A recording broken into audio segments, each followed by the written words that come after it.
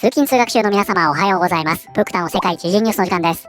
さあ、本日はですね、ちいかわからの話題になります。まもなくですね、劇場版のアニメが公開されようとしております、このちいかわですが、現在海外でですね、このデザインをパクられ、勝手にグッズを販売されているのではないかということで、こちらが大変物議を醸しているんですね。で、これよくよくね、この主犯というのを調べていきますと、どうやらですね、自身で監督としてアニメを制作する、クリエイターだということが分かってきたんですね。もうただの一般人じゃなかったんですよ。本日はこのあたりも含めまして、何が起きているのか詳しく見ていきたいと思います。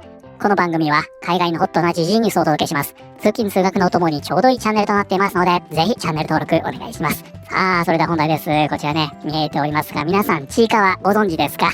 そもそもね、これ全く見たことないという方も、存在自体は知ってるでしょ？ちいかわです。こちらね、見えておりますが、7月24日、人魚の島の秘密ということで、劇場アニメが公開されます。つまり今月ですね、もうすぐです。そんなちいかわなんですが、現在ですね、大きな騒動に巻き込まれてしまっておりまして、そのデザインをかなり露骨にパクられているのではないか、このように言われています。海外ではね、こういった日本の IP パクって勝手にグッズを出してます。そんな輩がたくさんおりまして、ここだけ見るとね、正直よく聞く話なんですよ。なんですが、これをね、よーく調べていきますと、このね、パクっている人物がアメリカ在住のアニメ監督だったということが分かっていくんですね。ではまずね、こちら韓国の方のポストになりますが、長野先生はインディー時代、自身の IP を奪われかけた経験があり、そのため商用利用には非常に慎重な立場をとっています。ファンもその意思を尊重することを原則としています。ファンにとってこの IP は何よりも大切な存在です。模倣品や類似商品に対しても非常に敏感です。ということでね、ここで引用されているポスト、このアカウントすでにね、見えなくなっておりますが、一体ここではね、何が起こったかと言いますと、まずね、こちら、ちいかわ、皆さんご存知ですか？これね、原作者が長野さんと言いまして、カタカナで長野と書くんですが、2020年から、その当時のツイッターですね、ここに連載され、これがね、2021年に単行本化されたんですね。で、これが爆発的なヒットをしました。そして翌2022年、これが目覚ましテレビ内でアニメとして放送されまして、これもね、大変人気を博したんですね。ちなみにプクタはね、ここから知りました。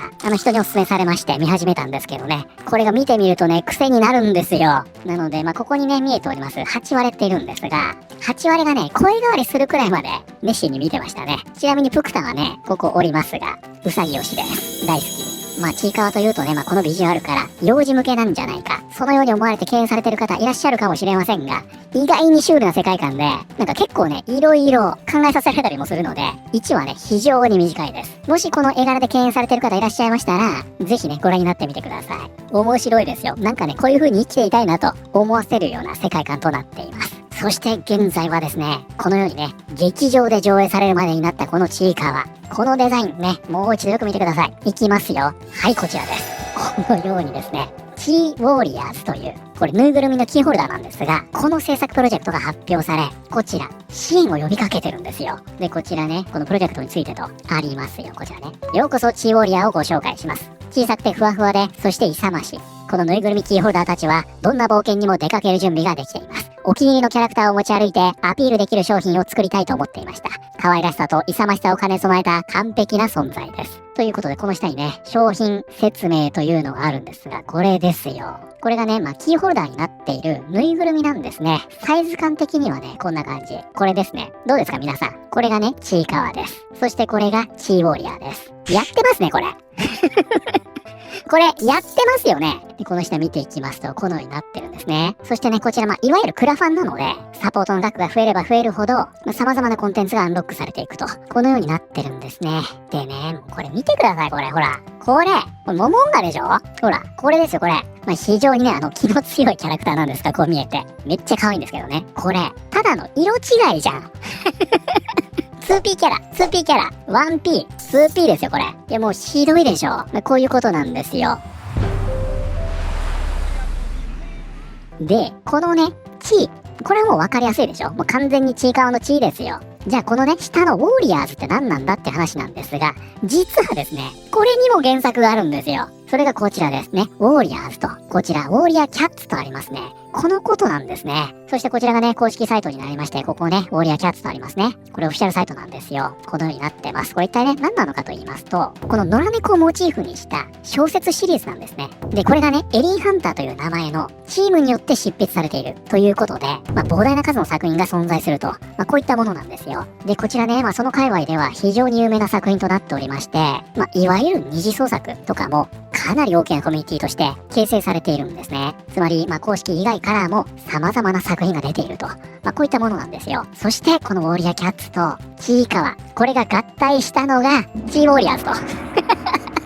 こういうことだったんですね。つまり、このコンセプト、モチーフになったものには、オリジナルの要素がないというわけです。問題はね、前半部分ですよ。ちいかわ。はい、こちら、原作者、長野さんです。皆様へのお願いです。ご一読いただけますと幸いです。ということで、無断での商用利用はご遠慮ください。このようになってるんですね。もう原作者はっきり言ってます。キャラクターを使用したハンドメイド品の販売、購入はおやめください。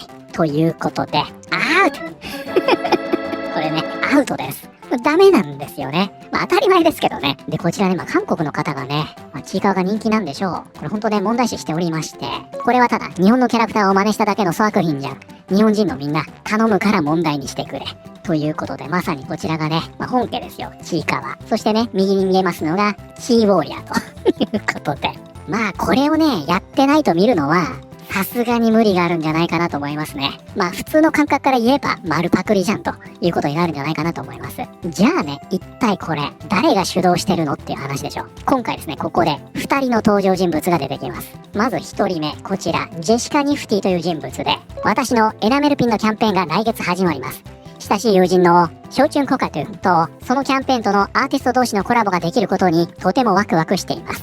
両方のキャンペーンを支援すると、私たち2人から無料のエナメルピンを受け取れます。ということで、こちらがね、先ほどのサイトになりますが、このプロモーションをしているんですね、この方。それがね、こちらになります。ニフティ先輩というね、これよく見かけるね、日本語使いがちな外国人ですね。で、こちらにもね、このニフティ先輩、自身の作品というのを紹介しているんですが、ここですね、アーティスト、学生と、このように言っているんですが、1995年生まれということで、もう30歳でしょ。今あえて学生をやっているのか、何なのかね、ちょっと状況わかりませんが、このようなプロフィールになっているんですね。そして、ユナイテッド・ステイツ、アメリカ出身ということで、シーハート。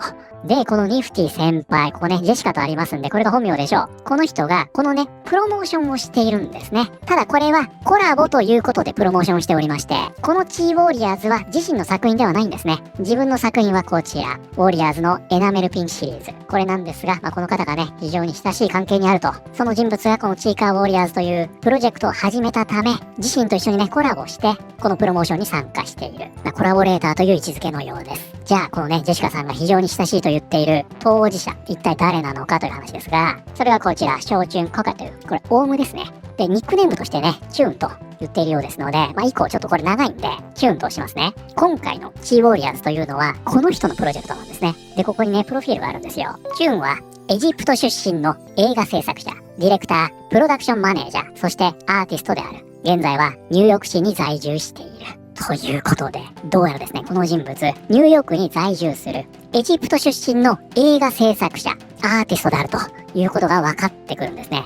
つまりこれ、よく X で見かけるね、本当に一般人が著名な IP をパクっちゃったとかっていう話じゃないんですよ。こちらのね、ニフティ先輩と、こちらのチューン、この界隈では、それなりに名を知れた二人だということで、人気があるアーティストなんだそうですね。で、実際ですね、このチューンに関しては、ここで名前が出てくるんですよ。WC アニメイテッドという、これね、ここ猫いますが、先ほどから出ております、ウォーリアーズをアニメ化しようとしている大規模なプロジェクトです。そしてこれをやっているのが、ここにありますね、トラクアチェスタジオ。このプロジェクトで、実際にアニメを制作しているクリエイター集団と、そしてここにね、名前が上がってるのが見てください。どっかで見たアイコンですね。これね、監督を紹介してるんですね。